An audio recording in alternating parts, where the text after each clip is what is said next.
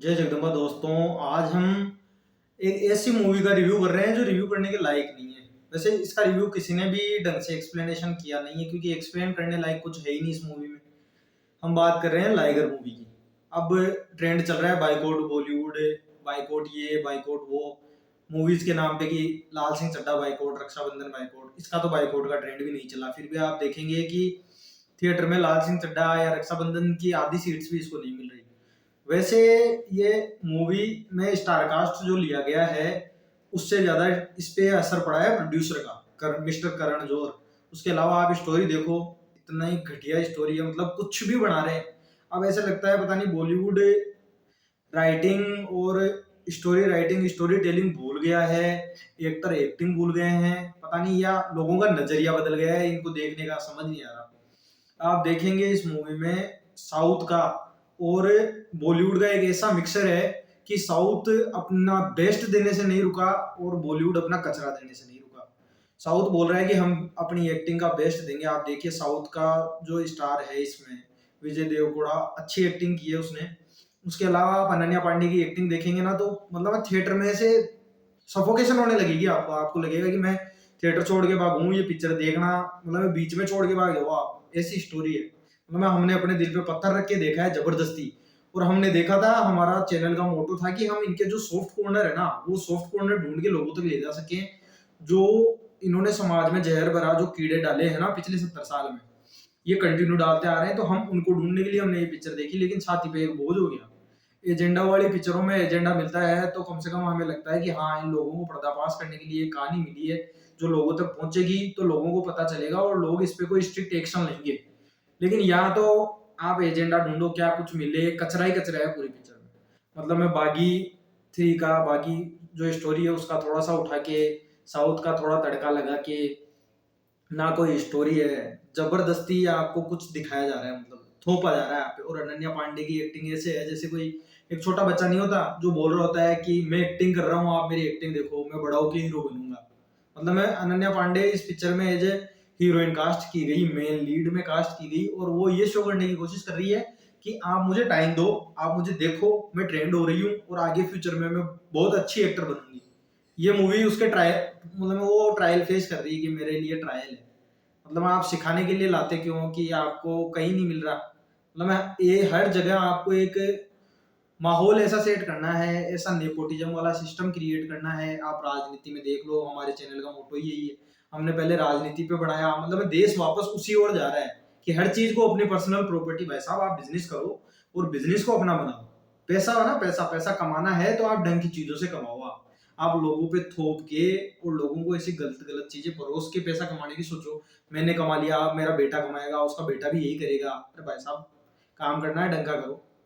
मतलब नहीं आती तो भी एक्टिंग क्या है, बस इसका फेस बिकेगा। अरे काहे को बिकेगा फेस लोगों के, मतलब मैं सुंदरता भी मर गई क्या जो आप लोगों की देखेंगे लोग। बस ये बेच रहे हैं अपने शरीर को और फिर बातें करते हैं कि हम, हमारा स्टैंडर्ड है, हमारा कैरेक्टर है।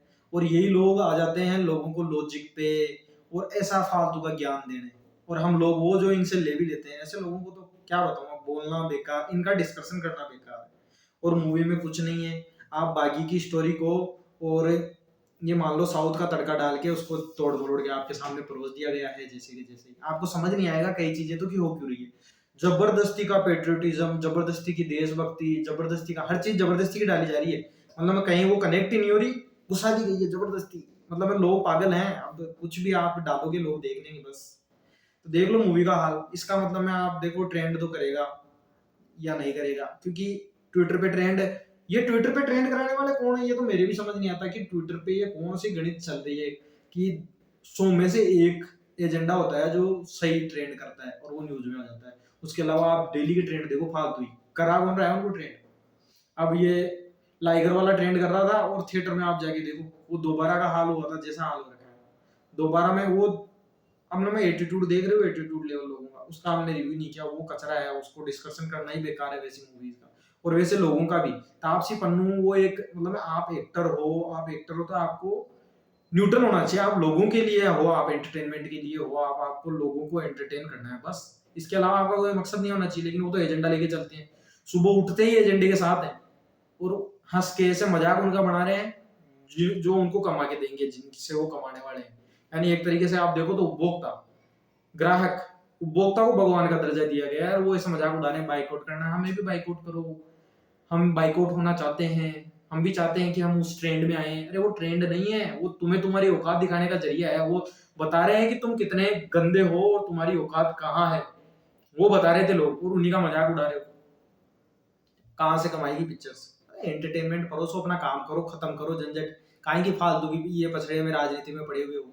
और ये क्या घर गृहस्थी वाला पड़ रखा है कि अब पीढ़ी दर पीढ़ी चलेगी, बाहर लोग ही नहीं है 130 करोड़ की पॉपुलेशन में, नेताओं को नेता नहीं मिल रहे, पार्टियों को डंके बाहर के घर घराव कर रखी है इनको, मतलब में बाहर से कोई स्टार नहीं मिल रहा, कोई एक्टर नहीं है, ये फालतू में चल रहे हैं ड्रामा इंस्टीट्यूट्स रहते रहे, इनसे कोई नहीं निकल के आ रहा, एक एक्टर नहीं मिलता आपको बाहर का कि अब आपने घर गृहस्थी वाली कर ली है। छोटा रोल था, कोई छोटा कैरेक्टर था, उसका बेटा आ गया, वो हीरो बन गया, अब वो उसकी तीसरी, कईयों की तीसरी चौथी पीढ़ी चल रही है। घर का बिजनेस नहीं है भाई साहब, आप लोगों के उस एंटरटेनमेंट के साथ खेल रहे हो। जब थके आ रहे लोग अपना थकावट उतारने के लिए, अपना स्ट्रेस उतारने के लिए थोड़ी देर के लिए एंटरटेनमेंट देखते हैं, ऐसे स्ट्रेस में आने, फ्रस्ट्रेशन में आने और गुस्से में आने के लिए नहीं देखते। जो लोगों के लिए नया मुद्दा ये बन चुका है, तुम लोगों ने दिया, लोगों को काम नहीं है क्या? जो फालतू फ्री बैठे हैं तुम्हारे लिए कि ये ट्रेंड कराते फिरेंगे, ये पूरे बॉलीवुड पे कब्जा कर लिया है।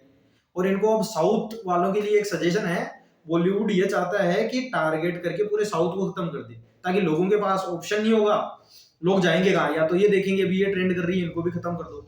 साउथ वालों से यही रिक्वेस्ट है, आप अपने ट्रेंड पे चलो, जो आप आज तक करते आए हो वो करो, और शांति से सही चीज है, एंटरटेनमेंट करो, सो बात खत्म। ये बॉलीवुड वालों की बाटली में मत उतरो, या आपको बाटली में उतार के ढक्कन लगा के फेंक देंगे समुद्र में, और फिर भाई आ गया अपना एक तरफा राज। जो ऑप्शन क्रिएट हो रहा था लोगों के लिए एंटरटेनमेंट के लिए, वो खत्म हो गया। साउथ वालों से यही रिक्वेस्ट है कि इनके जहां से मैं ना हो, ये करण जैसे जोर जैसे लोग आपको अच्छा खासा पैसा दिखा के कि मैं प्रोड्यूस कर रहा हूँ, मेरे पास स्क्रीन है, सिस्टम दिखा के आपको डराते हैं, मूवीज ऑटोमेटिक लग जाएगी। अभी कार्तिकेय 2 आई थी, आप देखो उस मूवी को, या आप उसके अलावा कश्मीर फाइल्स आई थी, स्क्रीन देनी पड़ती है थिएटर वालों को जबरदस्ती, जिसकी डिमांड होगी वो कुदरती ही बिकेगा खुद ब खुद, उसको अपनी डिमांड क्रिएट नहीं करनी पड़ती। आप डिमांड बना रहे हो, लोगों तक पहुंच भी जाओगे। तो ऐसे फ्रस्ट्रेशन में मत आओ और अपनी अच्छी मूवीज बनाओ, और ये बॉलीवुड जैसे कचरे को लात मारो, ये लायक नहीं है। बस यही कहना था आप लोगों से, विचार करिएगा इन चीजों पे। और ये चीजें समाज के लिए जरूरी है कि हम गंदगी को निकालें, सफाई करते हैं, हम अपने घर में सफाई करते हैं, तो बस ये सफाई का दौर आ गया है। बॉलीवुड में बहुत कचरा इकट्ठा हो गया था, अब गंदगी की जरूरत है, वो कचरा जरूरत से ज्यादा हो गया, अब कंप्लीट रिनोवेशन होगा, तो हमें रिनोवेशन की जरूरत है। टाइम पास बहुत हो गया, खत्म हुआ टाइम पास, अब रिनोवेशन के लिए हमें ढंग के लोग लाने हैं, अपने आप आएंगे जब आप रिनोवेट करना स्टार्ट करो। जय जगदम्बा दोस्तों।